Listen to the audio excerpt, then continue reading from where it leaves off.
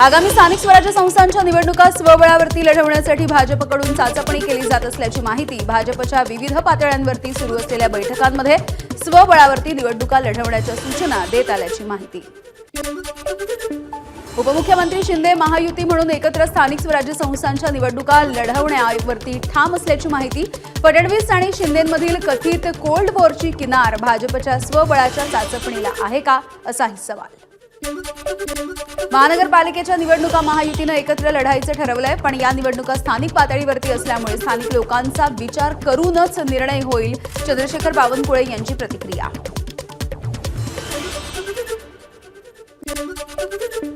महायुतीने एकत्रित स्थानिक स्वराज्य संस्थांच्या निवडणुका लढवाव्यात हीच एकनाथ शिंदे यांची भूमिका आहे। मंत्री उदय सामंत यांची माहिती। तर कार्यकर्त्यांचा जोश वाढवण्यासाठी स्वबळाबद्दल सांगावं लागतं, सामंत यांचं वक्तव्य।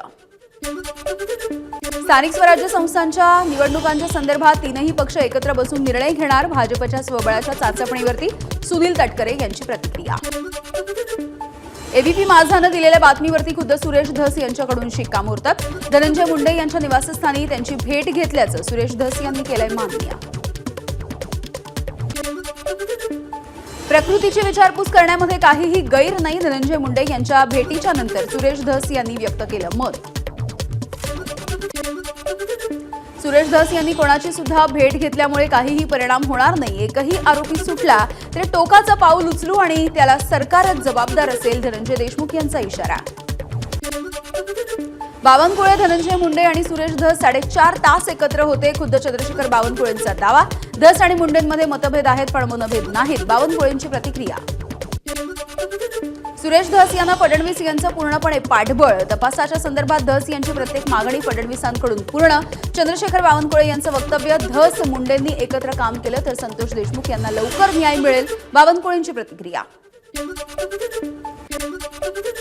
सुरेश धस यांनी देशमुख कुटुंबियांच्या अश्रूंचा बाजार मांडलाय, संजय राऊत यांचं टीकास्त्र। तर धस, धनंजय मुंडे, वाल्मिक कराड एकच असल्याचा सुद्धा राऊतांचा हल्लाबोल।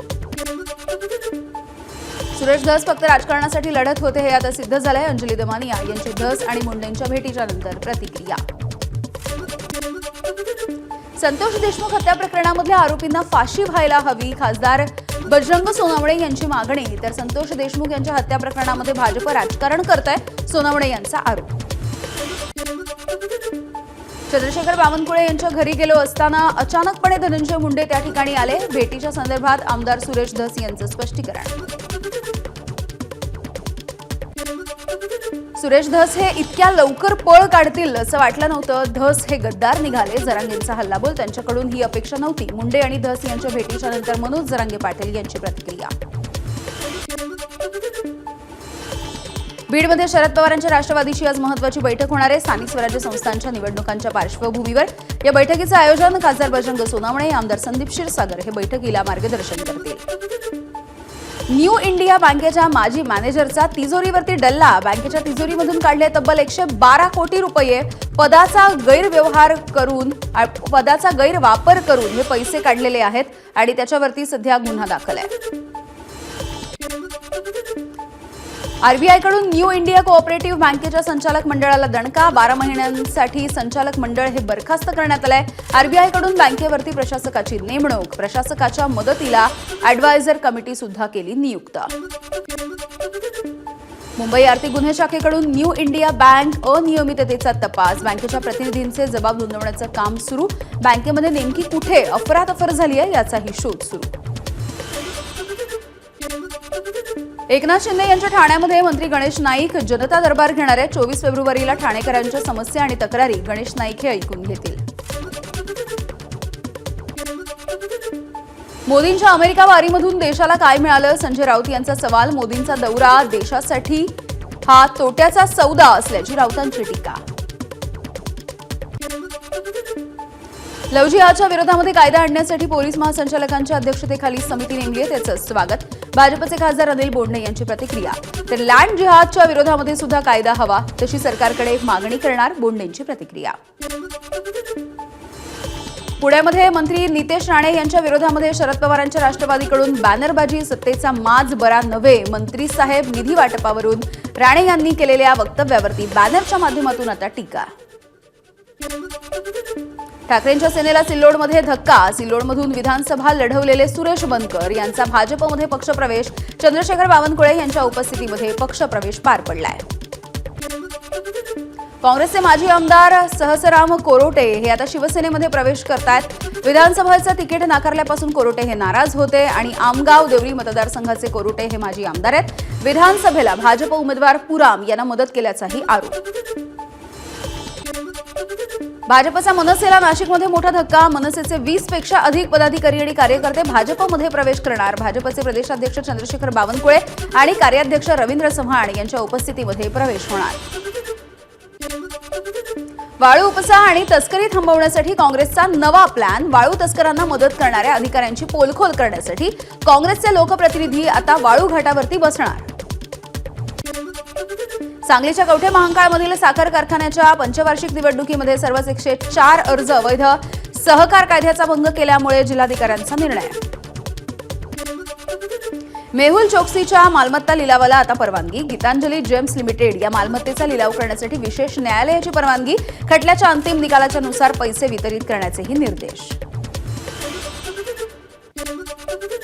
भिवंडीमधील श्रमजीवी संघटनेचं निर्धार आंदोलन 12व्या दिवशी स्थगित झालेलं आहे. आदिवासी कुटुंबियांचे वनहक्क दावे मंजूर न झाल्यामुळे हे आंदोलन करण्यात आलं होतं. मात्र अधिकाऱ्यांनी सर्व दावे जिल्हास्तरीय वनहक्क दावे समितीकडे देण्याचं कबूल केल्यानंतर आंदोलन स्थगित.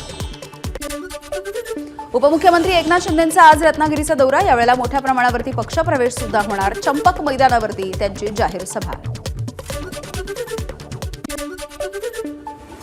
अजित पवार आज पुणे महानगरपालिकेला भेट देणार आहेत आणि आढावा घेतील. आज पुणे महानगरपालिकेच्या वर्धापन दिनाच्या निमित्तानं चहापानाच्या कार्यक्रमाचं आयोजन. परभणीमध्ये आज विधान परिषदेचे सभापती राम शिंदेंचा नागरी सत्कार. धनगर समाज बांधवांच्या वतीनं या जाहीर सत्काराचं आयोजन. उपमुख्यमंत्री अजित पवार, सुनील तटकरे, विक्रम काळे, सतीश चव्हाण आज अकोला इथे दिवंगत माजी आमदार तुकाराम बिरकड यांच्या निवासस्थानी जाणार आणि सांत्वनपर भेट घेणार. नागपूरमध्ये जीबीएसमुळे 45 वर्षाच्या व्यक्तीचा मृत्यू. आणखी 2 रुग्ण सध्या आयसीयूमध्ये दाखल. सांगलीमध्ये जीबीएसमुळे 2 जणांचा मृत्यू. मृतांमध्ये कर्नाटकमधल्या हुक्केरी इथल्या एका मुलाचा तर सोलापूरमधल्या सांगोल्यातल्या एका वृद्ध महिलेचा समावेश. कोल्हापूरमधल्या परप्रांतीय व्यापाऱ्याकडून खंडणी उकळल्याचा प्रकार आता समोर आलाय. खंडणीच्या बाबत सत्ताधारी पक्षामधील महत्त्वाचा पदाधिकारी असलेल्या भाऊचे फोन रेकॉर्डिंग सध्या व्हायरल झालंय आणि गुन्हा दाखल झालाय. धुळे शहरामधील अनधिकृत बॅनर्सच्या विरोधामध्ये पुन्हा एकदा महानगरपालिकेची कारवाई. परवानगी न घेता आणि वाहतुकीला अडथळा निर्माण होईल अशा ठिकाणी बॅनर्स न लावण्याचं पालिकेचं आवाहन.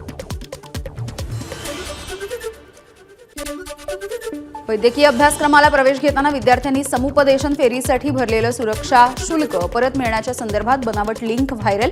पालकांनी या लिंककडे दुर्लक्ष करावं असंही आवाहन.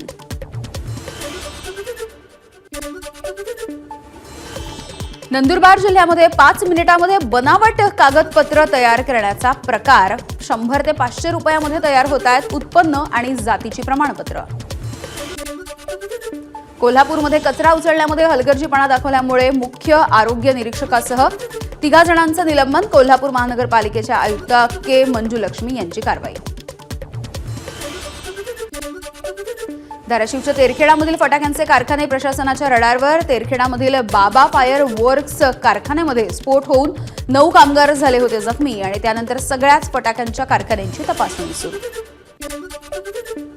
पुण्यामधील कर्वेनगर उड्डाणपुलावरच कारचं नियंत्रण सुटून अपघात झालाय. कारवरील नियंत्रण सुटल्यामुळे कार डिव्हायडरवरून विरुद्ध दिशेला गेली. या अपघातामध्ये 4 जण जखमी. अहिल्यानगरमधल्या पत्रकार चौकामध्ये चेंबरच्या खड्ड्यात पडून 1 जणाचा मृत्यू. नगर मनमाड राज्य महामार्गाच्या रस्त्याचं काम सुरू असून ठेकेदाराच्या हलगर्जीपणामुळे मृत्यू झाल्याचा आरोप.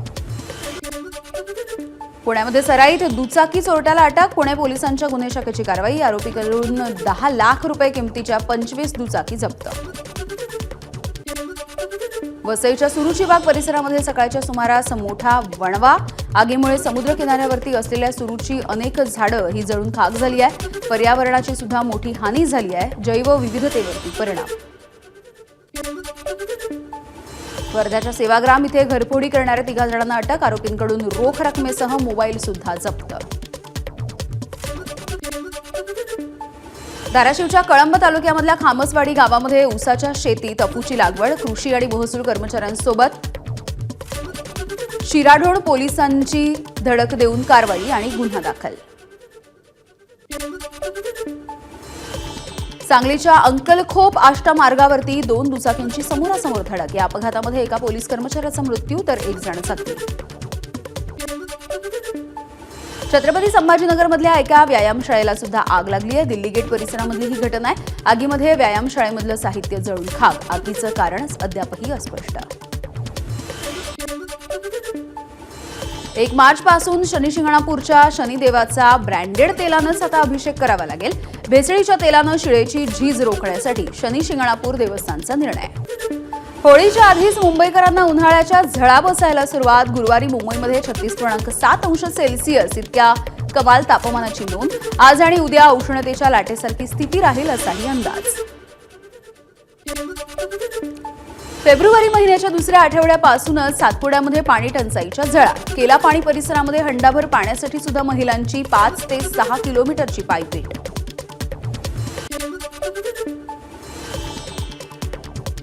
मॅरेथॉनसाठी अटल सेतू हा 13 तास बंद राहणार. आज रात्री 11 वाजल्यापासून उद्या दुपारी 1 वाजेपर्यंत अटल सेतू हा वाहतुकीसाठी बंद राहील.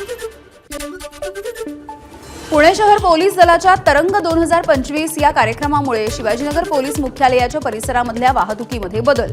आज संध्याकाळी आयोजित करण्यात आलाय अजय अतुल यांच्या संगीत रजनीचा कार्यक्रम.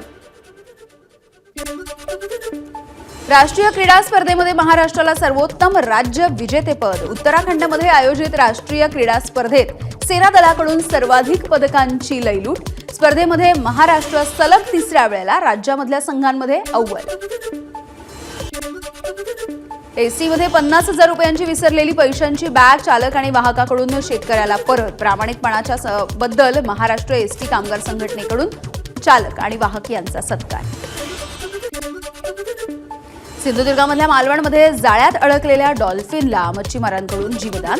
दांडी समुद्रामध्ये मच्छीमारीसाठी गेलेल्या मच्छीमारांच्या जाळ्यामध्ये रिसोज डॉल्फिन अडकला होता.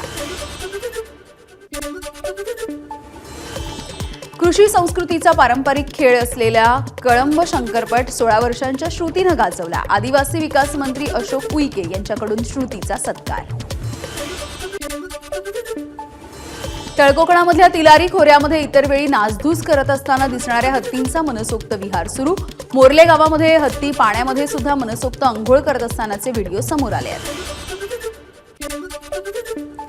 केसरी टूर्सचे संस्थापक केसरीभाऊ पाटील यांचं वृद्धापकाळानं निधन. पर्यटन क्षेत्रामधील विद्यापीठ अशी केसरीभाऊंची ओळख होती. वयाच्या 50व्या वर्षी स्थापन केली होती त्यांनी जगविख्यात अशी केसरी टूर्स कंपनी. प्रयागराज मिर्झापूर मार्ग मनुपूरजवळ महाकुंभसाठी जाणाऱ्या भाविकांच्या बसला अपघात. 10 भाविकांचा मृत्यू झाला असून 19 जण गंभीर. प्रयागराजमध्ये भाविकांनी भरलेल्या गाडीला आग. शास्त्री ब्रिज एंट्री पॉइंटवरची घटना. सुदैवानं जीवितहानी नाही. गाझापट्टीच्या प्रस्तावाच्या विरोधात येमेनमध्ये निदर्शनं. ट्रम्प गर्विष्ठ नेता असल्याची नागरिकांची प्रतिक्रिया. मुसळधार पावसामुळे दक्षिण पेरूमध्ये सध्या पूर परिस्थिती. रहिवासी भागामध्ये सुद्धा नद्या आणि नाल्यांना पूर. घरामध्ये सुद्धा पाणी शिरण्याची शक्यता असल्यामुळे नागरिकांची चिंता वाढली. एबीपी माझा, उघडा डोळे बघा नीट.